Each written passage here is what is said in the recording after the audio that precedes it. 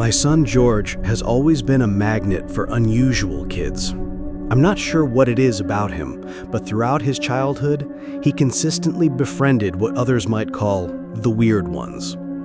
I have countless stories about this peculiar pattern, but one incident from his 4th grade year still haunts me. We had recently moved due to my husband's military reassignment, and George was starting fresh at a new school. He'd always been outgoing and friendly, so my husband and I weren't particularly worried about his social adjustment. The transition seemed smooth, George was settling in well, and I was pleased when I met his classmates' parents. They all appeared to be decent, upstanding people.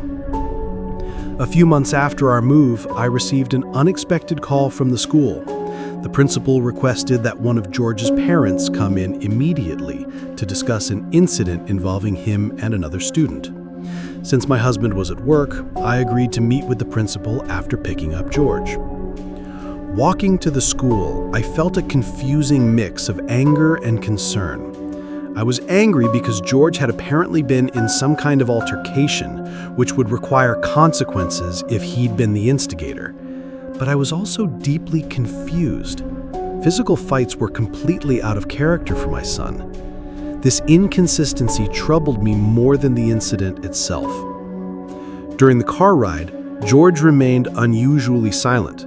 Normally, he was an oversharer, chattering constantly about his day. His refusal to answer my questions was unsettling and unlike him. I assumed he was either embarrassed or scared, so I didn't press too hard. At the school, the principal asked George to wait outside his office while we talked privately. He began with standard questions about George's behavior at home, whether he was respectful, obedient, and well-behaved. I had nothing but positive things to say. George was genuinely a well-mannered, respectful child, and that wasn't just maternal bias speaking. Finally, the principal explained why I'd been called in. Apparently, George had gotten into a brief altercation with a classmate named Sebastian after recess. According to the account, they had been the last 2 students outside, walking up the stairs together. Seemingly without provocation, George had pulled an eraser from his pocket and struck Sebastian over the head, causing him to fall and scream. I was completely baffled. This behavior was totally unlike George, especially without being provoked. Moreover, I'd heard George speak fondly of Sebastian before. They seemed to be close friends. When I pressed for more details, the principal admitted that no one had actually witnessed the incident, but both boys had independently confirmed the same story. Surprisingly, the principal said George wasn't in serious trouble. Minor scuffles weren't uncommon, and no further action would be taken. This reassured me somewhat, and I left feeling confused but relieved. George maintained his silence during the drive home and only opened up right before bedtime. My growing frustration with his refusal to communicate had probably motivated him to finally speak.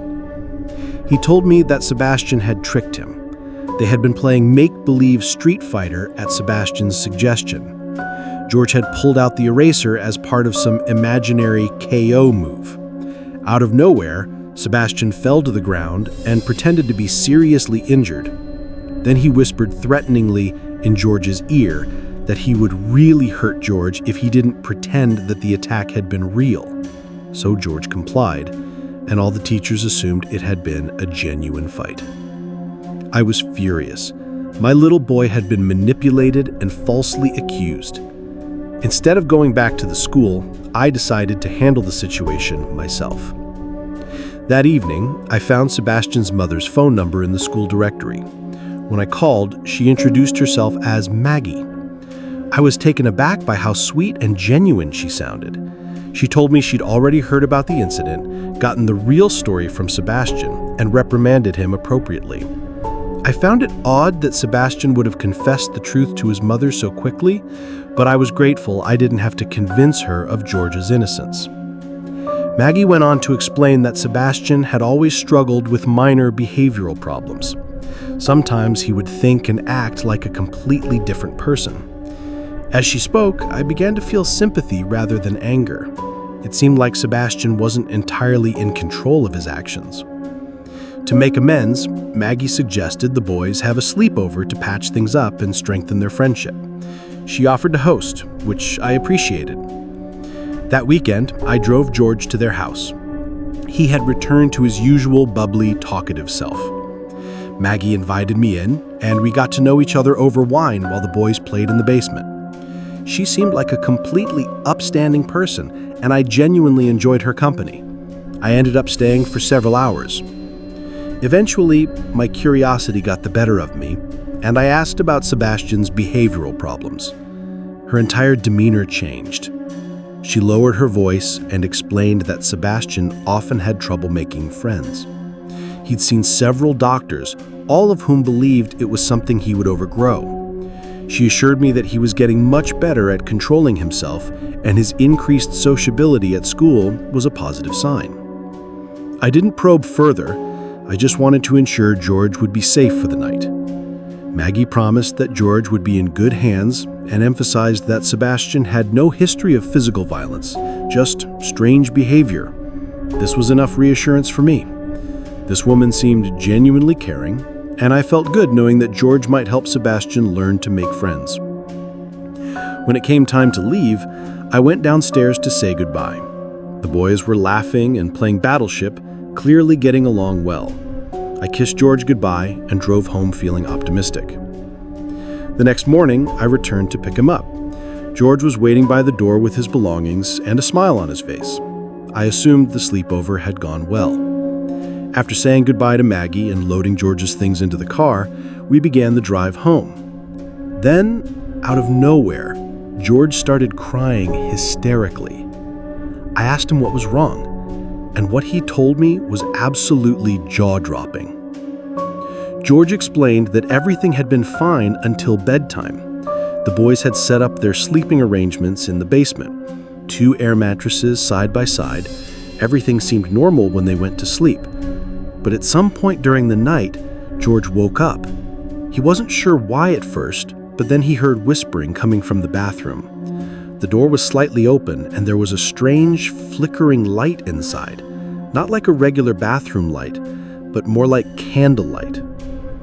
As George listened more closely, he realized it was Sebastian talking. But Sebastian wasn't just talking, he was having a full conversation. George initially thought he might be on the phone, but the more he listened, the weirder it became. Sebastian wasn't calling himself Sebastian, he was calling himself Mr. Jim. It was as if Sebastian thought he was someone entirely else, and he was talking to no one but the mirror. Then, the candle went out, and everything was dark again. George squeezed his eyes shut, pretending to be asleep. A long time passed before he heard the door creak open. His stomach dropped when he heard whispering again, this time right above him. The whispering continued for what felt like forever. George couldn't understand the words. It didn't even sound like English. He just laid there too terrified to move. Eventually, Sebastian returned to bed as if nothing had happened. In the morning, he was completely normal again, and George didn't dare ask about what he'd witnessed. When George finished telling me what had happened, I was horrified. My gut told me this wasn't just childhood imagination. Something was seriously wrong. I didn't know what to do, but I knew I had to tell someone. I called Maggie first. Initially, she laughed it off, saying Sebastian had always been a creative kid. But as I pressed her, her voice began to falter. Eventually, she admitted that his so-called behavioral problems were more serious than she had let on. One psychiatrist even suggested he was showing signs of multiple personality disorder. They had already moved twice because Sebastian had been kicked out of schools. I was stunned and furious. Why hadn't she told me this before? Why would she put my son in danger like that? Then she did something unexpected. She begged me not to notify the school. I didn't know what to say. Part of me wanted to respect her wishes, but another part knew something was very wrong. I blurted out, "Okay," and hung up before she could respond. I told myself I'd make a decision by the end of the week, but I never got the chance. That Monday, Sebastian attacked another student at recess. It was serious enough that the school sent out a statement to all parents, although they kept the details vague. By the end of the day, I learned that Sebastian had been expelled. I tried calling Maggie, but her phone had been disconnected. The situation was incredibly unsettling. Just days ago, we had spoken, and now she was suddenly unreachable. I didn't even know what I wanted to say to her. I just felt like I needed to say something. There were no other contact numbers or emails in the school directory, just that one disconnected number. A few days later, curiosity overwhelmed me, so I drove to their house. When I arrived, it was completely vacant. No moving trucks. It didn't make sense. How could they have left so quickly? I tried looking them up online, searching for any trace of them. I found nothing. No forwarding address, no mention of them anywhere. It was as if they had never existed at all. That was a long time ago. George wasn't too badly affected by the experience, and I think he's mostly forgotten about it. But I haven't. I often think about what could have happened to my son that night in that basement, or what kind of things Sebastian has been doing since then. Some mysteries are better left unsolved, but this one continues to haunt me. My upbringing was unconventional, to say the least. I grew up in a Southern Baptist household, the kind where we didn't believe in ghosts, but were absolutely certain about demons. Let me explain this distinction. If something strange happened, it wasn't attributed to spirits or wandering souls, it was something darker. My mother, however, was different. Faith was optional for her. She wasn't atheist or agnostic, just indifferent. She'd say things like, "God and I have an understanding," whenever I pressed her about church. While I leaned into religion as a source of structure and stability, she drifted further from it. This was one of many things that widened the gap between us. I won't sugarcoat it. My mother struggled with addiction and mental health issues, problems she never wanted help for. Some days she was functional, others she was downright unstable. I tried not to take it personally, but it was difficult. Looking back, she definitely had schizophrenia or some adjacent condition. But before you judge my family for being neglectful of her mental health, understand that it was a different time back then. One afternoon, I had a nightmare so vivid that I still remember every detail to this day. In the dream, I was lying in bed when my mother stormed into my room, screaming in a fit of rage. She grabbed me by the wrist and started shaking me violently. I woke up in a pool of sweat, my body still rigid with fear. But before I could shake off the dream, it happened again. Except this time, I wasn't asleep. The door burst open, and there she was, just as she had been in my nightmare. Same expression, same unhinged anger, same words. It was like the dream had been some kind of prophecy. I barely managed to push her off and yell for her to stop. Then it was over. She left as suddenly as she had entered. When I confronted her the next morning, she had no memory of it. She seemed confused, even a little hurt that I was so shaken. I told myself it was a coincidence, some bizarre overlap between my subconscious and her moods, but part of me wondered if it was something worse. A few weeks later, I heard her screaming from the backyard. It was a strange sound, not panicked or distressed, but excited. I don't know if that makes sense, but that's the best way I can describe it. I rushed outside and froze at what I saw. My mother was standing in the yard, grinning, holding a massive 7-foot-long snake in her bare hands. That was terrifying enough on its own, but there's something you need to know that made it even worse. My mother had a lifelong phobia of snakes. She couldn't even look at them on TV without recoiling. But there she was, gripping one like it was a toy. She said, "Come here," and motioned for me to grab the snake. I took a step back, shaking my head. I literally said, "Mom, what the hell?" But the look in her eyes told me she couldn't even understand the words I was saying. She just smiled wider and tilted her head like she was trying to scare me. I couldn't deal with it. I turned and ran back inside, slamming the door behind me. My heart was pounding. I peeked out the window and saw her still standing there, holding the snake like an offering. Eventually, she let it slither to the ground and walked back inside as if nothing had happened. Later, when I asked her about it, she shrugged, like I was making it up. She told me I must have had a strange dream and refused to entertain my questions when I continued to press her about it. But that was nothing compared to what I'm about to tell you. That winter, my church held an overnight lock-in. I was relieved to go. Church was my escape, a place where I could be around predictable, normal people. My mother dropped me off completely sober and even kissed me on my head before driving away. At around 4:30 a.m., just as we were settling into sleep, loud knocking echoed through the chapel. We all sat up, glancing at each other nervously. The knocking moved, traveling around the building in an impossible way. At times it sounded like it was coming from multiple directions at once.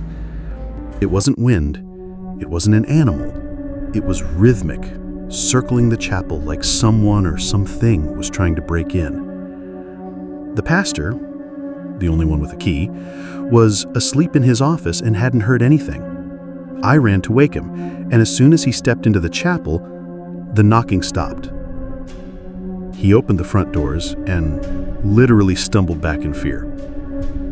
Standing there, barefoot and sweating in the freezing air, was my mother. Her clothes were disheveled, her hair was dripping with sweat. Her lips were moving, but I couldn't hear what she was saying. She didn't acknowledge the pastor. Her eyes locked on me immediately. A slow, unsettling smile stretched across her face as she walked towards me. I wanted to run. The pastor tried to hold me back, whispering, "Stay here," but I felt completely powerless, like I had no choice but to go with her. I climbed into the car, afraid she was going to do something, but she didn't. The drive home was silent. She didn't speak, didn't explain. She didn't answer when I asked why she was there. When we got home, she stopped in the doorway and just stared at me. She stood there silently, watching me as I walked to my room. I closed the door, locked it, and lay awake for hours, listening. In the morning, she was in the kitchen, cooking breakfast. She was cheerful and clearly oblivious to what had happened the night before. She jumped back when she saw me, saying she was just about to pick me up from the church. I felt the blood drain from my face. She had no memory of knocking on the church doors, no memory of driving me home. It was terrifying. I expected someone, the pastor, a church elder, even one of the chaperones, to say something about what had happened, but no one did. It was like they didn't know what to make of it, or worse, they didn't want to. That's kind of the way people treated my mom back then. That was decades ago. She's gone now, but her memory is something that will never leave me, for better or worse. I don't know if I believe in demons or the supernatural anymore, but I can't explain what happened. The logical explanation is that she was suffering from mental illness, maybe addiction, withdrawal, or something else entirely. But the memory lapses, the eerie timing, the way she acted like a different person some nights, it still haunts me. I tell myself there's a rational answer for all of it, but even now, I'm not sure I believe that. My eldest son started sleepwalking when he was about 8 or 9 years old. I had heard of kids going through phases like that, so I wasn't too concerned at first. It was just one of those things. A little unsettling, sure, but nothing I thought much about. I'm a pretty light sleeper, so none of my kids have ever been able to sneak around the house at night without me knowing. That's actually how I first discovered my son's sleepwalking habit. Most nights, I'd wake up and find him standing in the hallway outside my bedroom, walking slightly on his heels, shifting his weight from foot to foot. His eyes would be open, but they weren't seeing anything. That was the one part that always got to me. For any of you who have lived with a sleepwalker, you know exactly what I'm talking about. His gaze would pass right through me, empty and distant, like he was looking past me into something I couldn't see. It was always extremely strange, and I never fully acclimated to finding him like that. Sometimes he'd mumble something under his breath, words too soft and slurred to understand. Other times he wouldn't make a sound, just standing there, breathing in that slow, steady way that somehow made it even more unsettling. I would gently guide him back to bed, whispering his name and telling him everything was fine. He never seemed to remember any of it in the morning. Things escalated a few months after I realized he was a sleepwalker. One night, I woke up to a rhythmic tapping sound. It sounded like water droplets repeatedly hitting a window pane. Only it wasn't raining outside. It was soft, barely loud enough to wake me at first. I thought it was part of a dream, some far-off noise that my half-asleep brain had misinterpreted.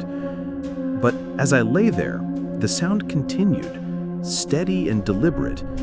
It wasn't sporadic like rainfall would be. It occurred at regular intervals and always at the same volume. I kept listening, trying to figure out what it could be. It wasn't the house settling, and it wasn't the wind outside. It was too precise. Once I realized the tapping wasn't going to stop, I begrudgingly accepted that I'd have to investigate. I sat up and looked toward the door, which is where the sound was coming from. My husband was fast asleep, and I didn't want to disturb him. I should mention that I wasn't scared, just curious. Otherwise, I probably would have woken him up. I got out of bed to investigate. When I stepped into the hallway, I saw him, my son, facing the wall, his forehead lightly knocking against it in slow, measured taps. His fingertips gently grazed the wall in rhythm with his forehead taps, as if he was trying to walk through it. I remember calling his name, my voice barely above a whisper. He didn't react, just kept knocking in that eerie, rhythmic way, like he was testing something, like he was trying to push through. I stepped closer, but right before I was about to intervene, I hesitated. Something about the way he was moving genuinely sent a chill right through me. I gently reached out and placed my hand on his shoulder, shaking him just enough to pull him out of whatever trance he was in. He blinked, took a step back, and then, as if nothing had happened, let me lead him back to bed. He never mentioned it in the morning. It happened a few more times, but it was pretty infrequent.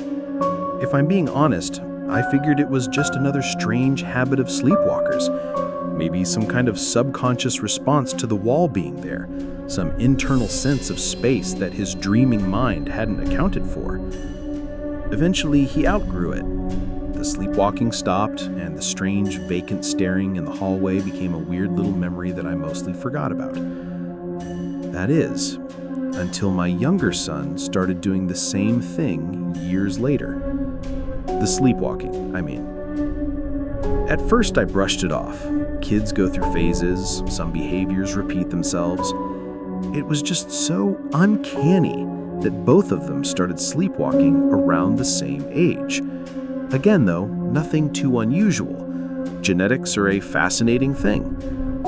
But eventually, I started noticing the little details, the things that gave me a growing sense of concern. It wasn't just that he sleepwalked, it was how he sleptwalked. He stood in the hallway, shifting from foot to foot, his eyes open but unfocused.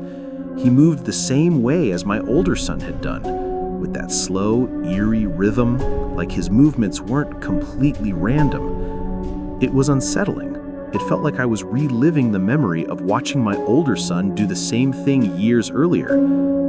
But it got worse than that. One night, I woke up to that tapping noise again. I already knew what I'd see before I stepped into the hallway, and I was right. There he was, forehead pressed to the exact same spot, knocking against the wall like he was trying to step into something that wasn't there. It was the exact same behavior my older son had exhibited all those years ago. From the forehead taps all the way down to the way his fingers brushed against the wall. I called his name. Nothing. I touched his shoulder. Nothing. He just kept knocking, his small body swaying slightly, lost in some deep, unreachable place. And that's when it hit me. He had never seen his older brother sleepwalk, at least not that I knew of. His brother hadn't done this in years. There was no reason for him to exhibit the same exact behavior, not just the wandering, but the standing, the tapping, the eerie, misplaced urgency of it all. I don't know why, but that thought made me sick. After some coaxing, I eventually snapped him out of his trance. I guided him back to bed and tucked him in, like I had done so many times before, trying to tell myself that it was just one of those things. And then, just like his brother, he outgrew it. Just like that. No more sleepwalking, no more tapping. He had no recollection of it either. For years, I didn't think about it. In all honesty, I had forgotten about the whole thing. But there's a reason I'm writing this now. My sons are away at college now, and the house is a lot quieter than I'm used to. Because of that, my husband and I have had to find new things to occupy some of that downtime. A few weeks ago, we decided to renovate the house. The house is pretty old, and we've lived in it for long enough that we've decided to change things up. New floors, new paint, some fresh updates to make the place feel new again. It was all minor work, nothing too intensive. We were stripping the old wallpaper when we noticed something underneath. At first, I thought it was just some old backing or maybe a weird stain. But as we peeled more away, my breath caught. It was an old antique-style mirror. A mirror that had been covered up and wallpapered over for some reason. My first thought was, why the hell would someone cover a mirror instead of removing it? I felt ridiculous standing there staring at a piece of glass like it was going to do something, but I couldn't help but feel like we weren't supposed to find it, like it had been sealed away for a reason. And that's when I realized the mirror was positioned in the exact spot on the wall that my sons had been bumping into all those years ago. The memories came flooding back, and I stood there in shock. There was no logical reason they should have known it was there. They couldn't have seen it through the wallpaper, and yet somehow they had. Both of them had independently been trying to walk into something that was impossible to see. Forget about the fact that they were unconscious during these episodes. How could they have sensed something hidden behind layers of wallpaper? I immediately got rid of that mirror, but I'm pretty freaked out by the whole thing. There's got to be some kind of rational explanation for this, but I can't think of one. I still don't know what to make of this. I really don't. My daughter Emma has always been artistic. At age 6, she could draw better than most kids twice her age.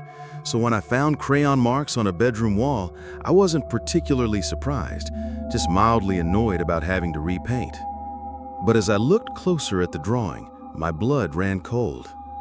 It was a perfect sketch of our family. Me, my husband, Emma, and our newborn son. We were all lying down, eyes closed, with what looked like peaceful smiles. At first glance, it seemed innocent enough. Maybe Emma was drawing us sleeping. Then I noticed the details that made my stomach drop. We were all wearing our Sunday best clothes, the ones we kept for special occasions. Our hands were folded across our chests. There were flowers drawn around us, and what looked like rectangular boxes beneath each figure. My 6-year-old had drawn our entire family in coffins. When I asked Emma about it, she looked up at me with those big, innocent eyes and said, "That's what the lady told me to draw, Mommy. She said we'd all be together soon and very happy." "What lady, sweetheart?" "The lady who visits me at night. She sits right there and tells me stories about when families go to sleep forever." I felt my hands shaking. "What does this lady look like?" "She's very pretty, but her skin is white like paper, and she wears a long black dress. She says she used to have a little girl like me, but now her little girl sleeps in the ground." That night, I called my mother-in-law, desperate for answers. After some prodding, she finally admitted something she'd never told us. A woman had died in this house 20 years ago. She'd lost her entire family in a car accident and, consumed with grief, had taken her own life in Emma's bedroom. The woman had been found wearing her black funeral dress. We moved out the following week.